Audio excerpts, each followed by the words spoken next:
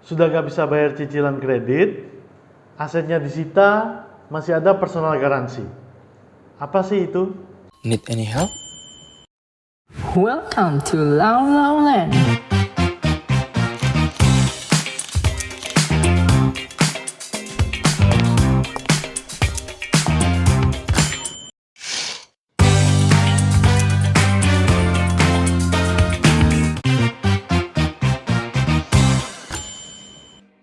Ahli hukum pasti pernah mendengar tentang perjanjian kredit, misalnya kredit kepemilikan rumah atau kredit untuk modal usaha.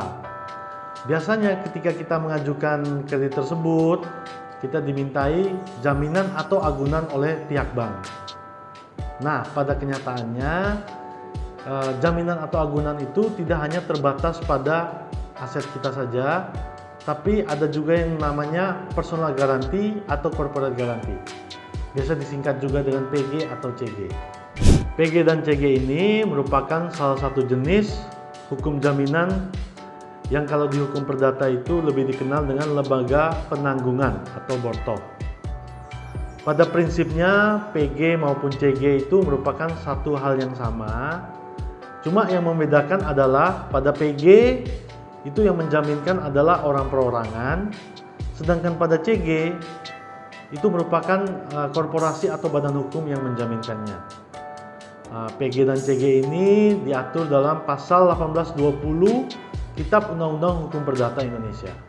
Lalu apa sih yang dimaksud dengan PG dan CG ini?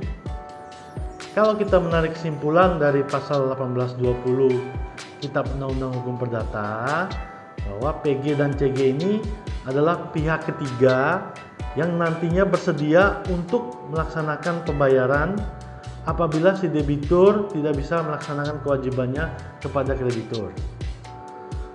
Kita ambil contoh, misalnya A adalah debitur, sedangkan B adalah bank.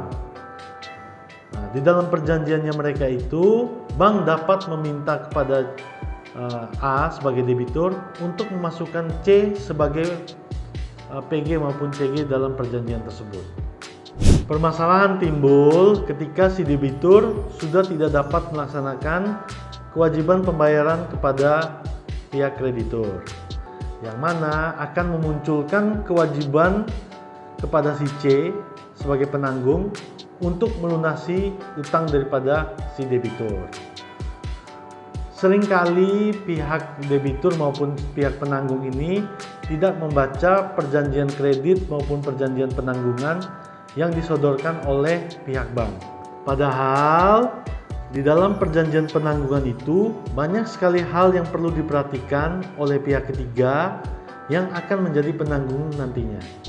Salah satunya adalah penyimpangan terhadap pasal 1822 ayat 1 Kitab Undang-Undang Hukum Perdata, yang intinya bahwa si penanggung hanya menanggung maksimal setengah daripada jumlah utang si debitur.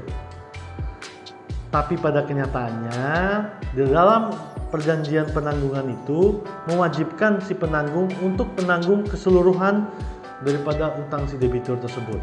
Nah, ada lagi penyimpangan terhadap pasal 1831 Kitab Undang-Undang Hukum Perdata tentang hak istimewa yang dipunyai oleh seorang penanggung.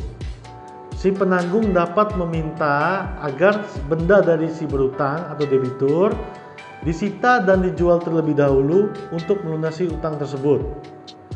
Nah, tapi sekali lagi pada kenyataannya di dalam perjanjian penanggungan itu dapat mewajibkan si penanggung untuk menjual asetnya bersamaan dengan aset debitur untuk melunasi kewajibannya itu.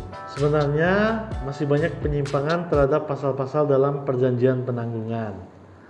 Alangkah lebih baik apabila ahli hukum membaca dan berkonsultasi terlebih dahulu sebelum menandatangani perjanjiannya. Hal ini untuk mencegah terjadinya kerugian yang lebih besar di kemudian hari. Terima kasih telah menonton video kali ini. Setiap minggunya kita akan belajar tentang hukum hanya di Lao Lao Land.